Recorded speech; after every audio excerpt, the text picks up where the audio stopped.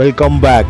Gujarat 6 days tour plan day 3 part 8లో మనం వచ్చేసి సోమనాథ్లో ఉన్నాం. మనం మూడో రోజు పర్యటనలో గుజరాత్లోని సోమనాథ్ జ్యోతిర్లింగ్ దర్శనానికి మేము వీరవల్ జంక్షన్ రీచ్ అయినాం.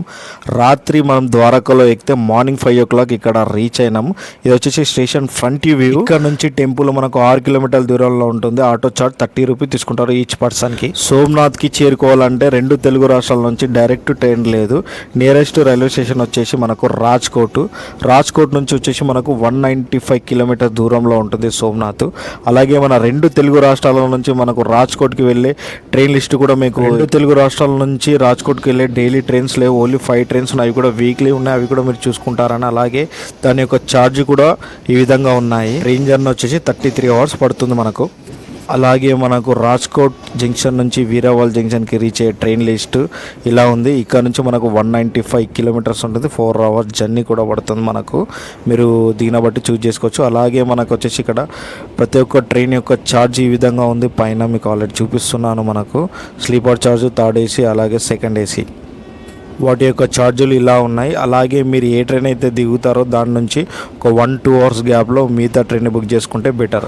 ఫైనల్గా మనము వీరవల్ జంక్షన్ రీచ్ అయినా. మనము రాత్రి ద్వారకలో 8:30కి బయలుదేరితే మార్నింగ్ 5 o'clock కనుక డే 3లో మనము సోమనాథ్ రీచ్ అయినాం. ఆల్రెడీ డే 2లో మనము ద్వారకలో ఏమేమి విజిట్ చేసినామో ఆల్రెడీ నేను వీడియోస్ కూడా అప్లోడ్ చేయడం జరిగింది. డే 3లో వచ్చేసి మనము సోమనాథ్లో ఉన్న జ్యోతిర్లింగాన్ని దర్శనం చేసుకొని అలాగే పక్కన ఉన్న ఆలయాలను కూడా దర్శనం చేసుకొని తిరిగి మళ్ళీ మేము నైట్ 9:30కి ఇక్కడ నుంచి మళ్ళీ మేము రాజ్కోట్కి బయలుదేరాలి. అలాగే ఈ రోజులో మేము ఏమేమి కవర్ చేసామో అవన్నీ కూడా నేను పార్ట్ వైజ్గా చెప్పడం జరుగుతుంది. 8లో వచ్చేసి మనము వీరవల్ జంక్షన్ దిగిన తర్వాత మేము టెంపుల్కి ఎలా రీచ్ అయినాము, ఎక్కడ స్టే చేసాము, అలాగే టెంపుల్ని ఎలా దర్శనం చేసుకున్నాము, అక్కడ నుంచి వేరే ఆలయాలకు ఎలా ప్లాన్ చేసుకున్నాము అనేది ఈ వీడియోలో నేను ఎక్స్ప్లెయిన్ చేయబోతున్నాను. మనకు వచ్చేసి ఇక్కడ నుంచి 30 rupees అంట ఈచ్ పర్సన్స్ మనకు టెంపుల్ సోమనాథ్ వెళ్ళడానికి. సో అయితే మార్నింగ్ విజువల్స్ ఉన్నాయి మన ముందర, చాలా నెంబర్ ఆఫ్ ఆటోస్ ఉన్నాయి మనకి ఇక్కడ నుంచి అక్కడికి వెళ్ళడానికి. సో ఈచ్ పర్సన్ 30 rupees అని చెప్తారు. సో ఫైనల్గా స్టేషన్ అయితే ఎలా ఉంది సోమనాథ్ ఫ్రంట్ ముందు వెళ్దాం. అంతా వ్యూ మనకు ఆటోస్ స్టాండ్. సో ఈ నుంచి మనం ఏంది ఎక్కడ ఉందా ఏంది అన్నది మాట్లాడుకుంటాం. ఇంటికి వెళ్ళి మనకు రూమ్స్ కానీ అలా ఇక్కడ కొన్ని పడవలకు మనకు పెయింటింగ్ అలాగే వర్క్స్ కొన్ని నడుస్తున్నాయి. ఆల్రెడీ షిప్స్ కూడా తయారవుతున్నాయి. ఇవి వచ్చేసి మనకు 2 నుంచి 3 years పడుతుందంట ఒక్క షిప్ తయారు కావడం. అలాగే ప్రజెంట్ టైం వచ్చేసి మనకు 5 అవుతుంది. ఇంకా సన్ కూడా బయటకు రాలేదు. ఇదంతా వ్యూ ఇలా ఉంది. అలాగే మీరు ఎప్పుడైనా సరే వీరవల్ జంక్షన్ నుంచి సోమనాథ్ జ్యోతిర్లింగంకి వెళ్ళడానికి మనకు ఒక్క ఆటోలో ఫ్యామిలీ మెంబర్స్ వెళ్ళాలంటే 150 నుంచి 200 rupees తీసుకుంటారు. లేదు షేర్లో వెళ్తే కంపల్సరీ 30 rupees తీసుకుంటారు మనకు. అలాగే ఇది నియరెస్ట్ టెంపుల్ దగ్గర మనకు సత్రాలు కూడా ఉంటాయి. దేవస్థానం సంబంధించిన రూమ్స్ కూడా అందుబాటులో ఉంటాయి. అందులో డాట్మెట్రీ కూడా ఉంటాయి. డాట్మెట్ వచ్చేసి మనకు 150 rupees అట్లా స్టార్ట్ అవుతుంది. అలాగే రూమ్స్ కూడా మనకు తక్కువనే ఉంటాయి మనకు దేవస్థానం. లేదు ప్రైవేట్ అంటే మనకు ఫ్యామిలీ మెంబర్స్తో కలిపితే మనకు 2000 నుంచి స్టార్ట్ అవుతుంది. మీరు ఒకవేళ ఆటో వాళ్ళకి చెప్పినా వాళ్ళు తీసుకెళ్ళి అక్కడ రూమ్స్ దగ్గర దించుతారు. లేదు అంటే అక్కడ మనం మాట్లాడుకున్న బార్గెనింగ్ చేసినా మనకు కన్వర్ట్ అయిన రూమ్స్ కూడా ఉంటాయి. మీరు టెంపుల్ దగ్గరనే చాలా రూమ్స్ ఉంటాయి. మీరు అక్కడ దిగుతూనే బెటరు. ఇది సోమనాథ్ లోపలికి వెళ్ళే ద్వారము. ఇదే కమాన్ అంటారు. దీని గుండా లోపలికి వెళ్తే అంతా Somnath area, temple area start అవుతుంది మనకు. ఇక్కడ ఇంకో విషయం చెప్పాలంటే ఇదంతా షిప్ పాయింట్ కాబట్టి ఇక్కడ ఫిష్ వాసన మాత్రం ఒక వీర లెవెల్గా ఉంది మనకు. దాదాపు టెంపుల్కి ఒక 2 kilometers దూరం నుంచి అయిపోతుంది. సో మన వీరవల్ జంక్షన్ నుంచి వచ్చే రూట్లో అయితే బీభత్సమైన స్మెల్ ఉంటుంది. ఇది ఒక్కటి మీరు ఎక్స్పీరియన్స్ చేస్తారని నేను కూడా అనుకుంటున్నాను. నేను ఇది వచ్చేసి మీకు టోటల్గా లెఫ్ట్ సైడ్ రైట్ సైడ్ అంతా మీకు రూమ్సే ఉంటాయి మనకు. ఫైనల్గా మనం సోమనాథ్ వచ్చినాం. సోమనాథ్లో ఇలా మనకు ఆటో అన్న కొద్దిగా పరిచయం అయ్యింది. సో మీరు ఎవరైనా వస్తే మరి ఇక్కడ ఈయన ఉంటాడు. సో ఈయన నంబర్ కూడా నేను ప్రొవైడ్ చేయడం జరుగుతుంది. అన్న మొబైల్ నంబర్ 6352523409. ఓకే, ఎప్పుడు వచ్చినా సరే మీరు 1 day ముందు ఫోన్ చేస్తే ఈయన అలర్ట్ అవుతాడు. కంపల్సరీ మనకు వచ్చి రెస్పాన్సిబిలిటీ తీసుకుని లోకల్ ఉన్నాయని కూడా చూపిస్తారు. పక్కా హిందూ కంపల్సరీ లోపల ఉన్నాక మన కోసం కూడా చాలా వెయిట్ చేసిండు. కొన్ని మనకు ఎట్లా వెళ్ళాలి ఏందన్నది కూడా మన సజెషన్స్ కూడా ఇవ్వడం కూడా జరిగింది. మీరు కూడా వస్తే కంపల్సరీ యూజ్ అవుతుందని కూడా అనుకుంటున్నాను. నా యూట్యూబ్ ఛానల్ ద్వారా కూడా మీకు కూడా సపోర్ట్ అవుతుందని నేను కూడా అనుకుంటున్నాను. హర హర మహాదేవ్, హర హర మహాదేవ్. పంకజ్ భాయ్ కూడా మాకు కూడా చాలా సపోర్ట్ చేశాడు. సోమనాథ్లో ఇలా ఉంటుంది, ఏమేమి తిరగాలనే లొకేషన్స్ కూడా మాకు చెప్పాడు. అవి కూడా మేము ముందు చెప్తాను. అలాగే ఫైనల్గా అయితే సంగం ఘాట్కి వచ్చాము మేము. ఇక్కడ రూమ్స్ కూడా మనకు అంత అందుబాటులో లేవు, కరెక్ట్ కాదన్నట్టని. సో మేము కూడా ఇక్కడ నియరెస్ట్ ఇంకా వేరేది కూడా చూద్దామన్న ఉద్దేశంతో ఇది వచ్చేసి గోమతి పాయింట్. ఇది వచ్చేసి మార్నింగ్ 6 అవుతుంది. వ్యూ మాత్రం వేరే లెవెల్లో ఉంది మనకు. ఇక్కడ కూడా స్థానాలు ఆచరించి ఇక్కడ పితృలకు సంబంధించిన అవి పిండ ప్రదానాలు కూడా జరుగుతాయంట ఇక్కడ ప్లేసెస్. ఇది వచ్చేసి మనకు సముద్రానికి నియరెస్టే ఉంది మనకు. మీకు ఫ్రంట్లో కనబడుతుంది కదా, మీకు ఏదైతే నేను ఏళ్ళు చూపిస్తున్నానో ఆ ఫ్రంట్లో అంతా సముద్రమే. దాని ముందున్నది సంగం ఘాట్. అలాగే మేము టెంపుల్ ముందు ఉన్న రూమ్స్ కూడా ట్రై చేసాం, బట్ అవి మాకు దొరకలేవు. అవి కూడా టైం టు టైం ఉన్నాయి. మీరు ఎవరైనా వస్తే అది పక్కకు గుర్తుపెట్టుకోరి. మార్నింగ్ చెక్అవుట్ టైం వచ్చేసి 8 o'clock ఉంది. మీరు వెయిట్ చేయాల్సి వస్తుంది. అందుకనే మేము ఇక్కడ గోమతి నదిలో స్నానం చేసి ఇక్కడ నుంచి టెంపుల్కి వెళ్ళి టెంపుల్ సరౌండింగ్లో ఉన్నాయని విజిట్ చేద్దామనే ఉద్దేశంతోనే మేము రూమ్స్ అనేది తీసుకోలేవు. ప్రైవేట్ రూమ్స్ అయితే చాలానే రేట్స్ ఉన్నాయి మనకు. ఫైనల్గా అయితే మేము ఇలా స్నానాలు ఆచరించి ఇక్కడ నుంచి మేము దర్శనానికి బయలుదేరాం. ఇది వచ్చేసి మనకు టెంపుల్ నియరెస్టే ఉంది మనకు, దాదాపు 1 kilometer. వ్యూ మాత్రం వీరే లెవెల్ ఉంది. మీరు కూడా చూస్తారు కదా, మార్నింగ్ 7 అవుతుంది మనకు. సన్ ఇప్పుడిప్పుడు వస్తున్నట్టున్నాడు. విజువల్ మాత్రం చాలా బాగుంది సముద్రం దగ్గర ఇలా చూడడం అంటే. ఇది వచ్చేసి సముద్రము నది కలిసే ప్లేస్ అనుకుంటా నేను. విజువల్స్ మాత్రం చాలా బాగుంది. సో ఫైనల్ గా మేము దర్శనానికి వెళ్తున్నాం. సోమనాథ్ వీళ్ళంతా మా వాళ్ళు. ఇక్కడ నుంచి మళ్ళీ దర్శనం చేసుకున్న తర్వాత మనం ఇంకొక లొకేషన్స్ కి వెళ్ళబోతున్నాం. అది ఏంటన్నా నెక్స్ట్ వీడియోలో చూస్తాం. మనం దర్శనానికి అయితే వెళ్దామని ఫిక్స్ అయినాము. సో ఫైనల్ గా అయితే మనకైతే ఇప్పుడు టైం వచ్చేసి 7:20 అవుతుంది. సో మనకి ఎప్పుడు దర్శనం అవుతుంది ఏందని చూద్దాం. ఇక మాల్ అంతా రెడీ అయిపోయారు, బొట్లు పెట్టేసారు. వీర భక్తితో వెళ్తున్నాం మనము. దర్శనం కావాలి కంపల్సరీ. రారా మహాదేవ్ శంభో శంకర. ఫస్ట్ జ్యోతిర్లింగాలలో ఫస్ట్ జ్యోతిర్లింగం మేము దర్శనం చేసుకోబోతున్నాము. మిగతా మాల్ కూడా చాలా మంది కొంతమంది జ్యోతిర్లింగ దర్శనం చేసుకున్నాం. చాలా మంది ట్రావెలింగ్ చేసారు. ఆల్మోస్ట్ భక్తితోనే వెళ్తున్నాం మేమంతా. వన్స్ దర్శనం అయిన తర్వాత మేము ఎటు వెళ్తున్నాం అనేది అప్డేట్ ఇస్తా ఉంటాము. ప్రజెంట్ మనం అయితే సంగమం దగ్గర స్నానం చేసి మేము వెళ్తున్నాము మన సోమనాథ్ లో. సో ఇది వచ్చేసి విజువల్ అంతా మేము ఓమ్నిలో ప్యాక్ అయినాము. ఇక్కడ నుంచి మేము నెక్స్ట్ ఏం వెళ్ళిపోతున్నాము ఏందనేది మనం చేస్తున్నాము. సో వీళ్ళంతా మనలే. ఇక రామాదేవ్ శంభో శంకర. అయితే మనము సంగమం నుంచి టెంపుల్ సైడ్ వెళ్తున్నాం. ఇదంతా సంగమం నుంచి టెంపుల్ వెళ్ళే రూటు. సో రూట్ ఎలా ఉంది ఏందన్నది మీకు విజువల్ లో చూపిస్తున్నాను నేను. సో త్రివేణి సంగమం నుంచి మనము టెంపుల్ సైడ్ సోమనాథ్ వెళ్తున్నాం. రూట్ అది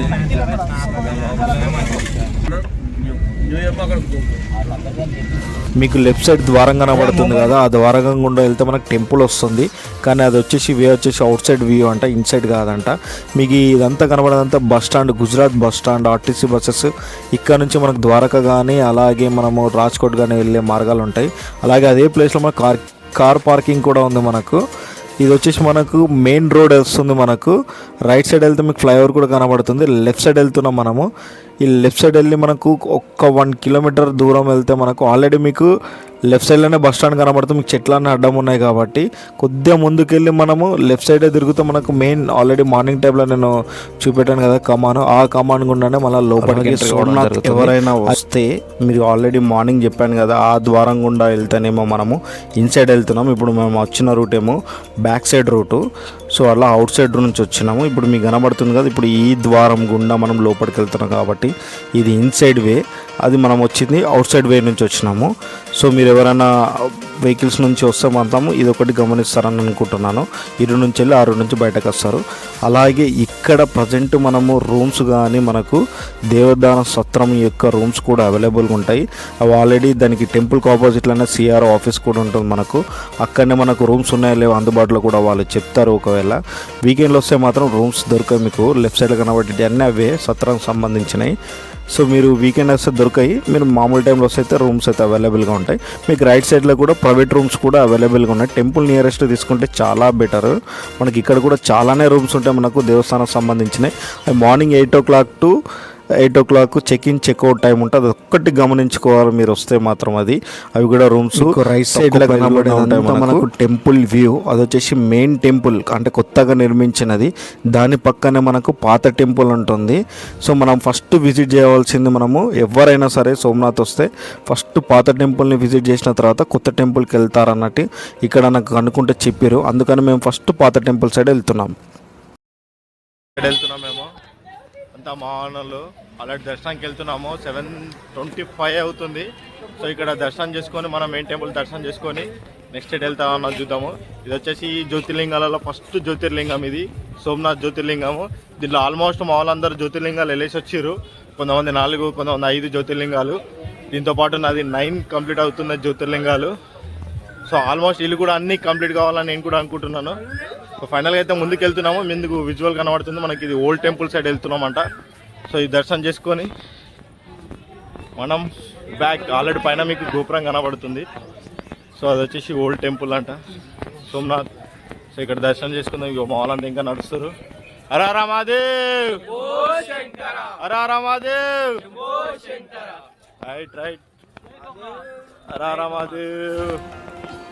ప్రధాన ద్వారం గుండా లోపలికి వెళ్తే వ్యూ ఇలా ఉంటుంది. కిందికి వెళ్తే మనకు ముందుగా కనబడే విగ్రహం వచ్చేసి అలహాబాయి ఈ టెంపుల్ని నిర్మించిందంటారు.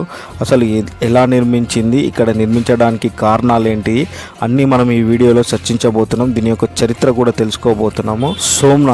కొత్త సోమనాథ్ ఆలయానికి పక్కన ఉండే ఈ పాత సోమనాథ్ ఆలయము ఈ ప్రాంతపు వైవిధ్యపరమైన చరిత్రకు సాక్షిగా నిలిచిన గులాబీ రంగు భవనం ఒకటి ఉంటుంది. 17వ శతాబ్దంలో ఈ ఆలయము మరాఠాల పాలనలోకి వచ్చింది. శిథిలావస్థలో ఉన్న ఈ ఆలయాన్ని చూసి అలహాబాయి హోల్కర్ ఎంతో చలించిపోయారని, దానిని పునర్నిర్మించే బాధ్యతను కూడా స్వయంగా చేపట్టారని చెబుతారు. స్వయంభులింగం ఉన్న ప్రదేశము అహల్యాబాయికి కలలో కనిపించిందని, ఆ తర్వాత ఆమె వెంటనే నిర్మాణ పనులు ప్రారంభించారని కూడా అంటారు. అసలు ఆలయంపై దాడులు జరగవచ్చన్న భయంతో భూమిలో పాతిపెట్టిన అసలైన జ్యోతిర్లింగం ఈ ఆలయంలోనే ఉందని చాలామంది హిందువులు నమ్ముతారు. కొత్త సోమనాథ్ ఆలయంలా కాకుండా ఇక్కడ గర్భాలయంలోకి ప్రవేశించి స్థానిక పూజారి సహాయంతో పూజలు చేయడానికి అందరికీ అనుమతి ఉంటుంది. ఇక్కడ నిర్వహించే ఆరతి సమయంలో డమరుకాలతో సహా అనేక రకాల సంగీత వాయిద్యాలను కూడా వాయిస్తారు. ఇది భక్తులకు ఒక అద్భుతమైన అనుభూతిని కలిగిస్తుంది. అలాగే ఇక్కడ ఉన్న లింగాన్ని మనము స్పర్శ దర్శనం కూడా చేసుకోవడము. అలాగే ఇక్కడ స్పర్శ దర్శనం చేసుకుంటే సాక్షాత్తు మన జ్యోతిర్లింగం యొక్క స్పర్శ దర్శనం చేసుకున్నట్టు అనుభూతి కూడా కలుగుతుంది. అలాగే లోపల ఉన్న లింగానికి స్పర్శ దర్శనంతో పాటు మేము నీళ్లు పాలతో కూడా అభిషేకం చేయించాము. అలాగే బయటకు వచ్చిన తర్వాత కూడా మాకు ఇక్కడ ఇంకొక లింగం కూడా ఉంది. ఇక్కడ పంతులు గారు మా 9 మందితో 9 నవధాన్యాలతో మాకు కూతురాలపైన అభిషేకం కూడా చేయించడం కూడా చాలా, అలాగే మా ఫ్యామిలీ మెంబర్స్ అయిన వాళ్ళ పేర్ల మీద కూడా మేము అభిషేకం కూడా చేయించాము. ఉన్న లింగానికి పాలాభిషేకం చేయాలంటే పాలు మనకు బయట అందుబాటులో ఉంటాయి. అవి కూడా 50 నుంచి 60 రూపీస్ ఉంటుంది. మనకు కూడా ఒక చెంబడు పాలు ఇవ్వడం. పాత ఆలయం నుంచి చూస్తే మనకు కొత్త ఆలయం యొక్క గోపురం కూడా చాలా బాగా కనబడుతుంది. దానిపైన ఎగురుతున్న జెండా కూడా చాలా బాగా కనబడుతుంది. అలాగే ఇప్పుడున్న పాత ఆలయం యొక్క గోపురం కూడా ఈ విధంగా ఉంటుంది. దీనిపైన కూడా జెండా ఎగురుతుంది. దర్శనం కంప్లీట్ చేసుకొని పక్కనే ఉన్న సోమనాథ్ టెంపుల్ని దర్శనం చేసుకోవడానికి వెళ్తున్నాము. ప్రజెంట్ టైం వచ్చేసి మనకు 8:30 అవుతుంది. సో ఈ టెంపుల్ యొక్క చరిత్ర అలాగే దీని యొక్క హిస్టరీ గురించి మనము పూర్తిగా తెలుసుకోవాలంటే సోమనాథ్లోని మిగతా ప్లేస్ల యొక్క పార్ట్ వైజ్గా పెట్టిన తర్వాత దీనిని నేను అప్లోడ్ చేయడం జరుగుతుంది. ఎందుకంటే మేము మార్నింగ్ దర్శనం చేసుకున్నాము, అలాగే నైట్ కూడా లేజర్ షో ఉంటుంది, దాన్ని కూడా దర్శనం చేసుకొని తిరిగి వెళ్తాం. కాబట్టి ఈ సిరీస్ని నేను లాస్ట్లో మీకు ఎక్స్ప్లెయిన్ చేయబోతున్నాను. అందరికీ హర హర మహాదేవ్, శంభో శంకర.